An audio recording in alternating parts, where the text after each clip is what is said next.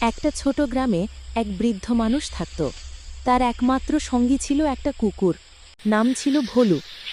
বৃদ্ধ প্রতিদিন ভোলুকে নিজের সঙ্গে খেতে দিত, গল্প করত, এমনকি রাতে ঘুমানোর আগে তার মাথায় হাত রাখত। একদিন হঠাৎ বৃদ্ধ অসুস্থ হয়ে গেল।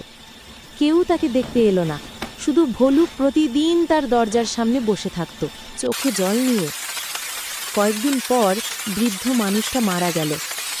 সবাই জানাজা পড়ে চলে গেল, কিন্তু ভোলু যায়নি।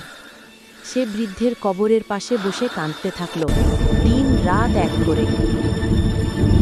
গ্রামের লোকেরা অবাক হয়ে দেখল, ভোলু খাওয়া বন্ধ করে দিয়েছে, শুধু কবরের পাশে বসে আছে। একদিন সকালে লোকেরা দেখল ভোলু আর বেঁচে নেই। সে তার প্রিয় মালিকের কবরের পাশে নিঃশব্দে ঘুমিয়ে গেছে। এই গল্পটা শেখায়, ভালোবাসা শুধু মানুষের নয়, প্রাণীর হৃদয়েও থাকে। তারা কথা বলতে পারে না, কিন্তু অনুভব করতে জানে।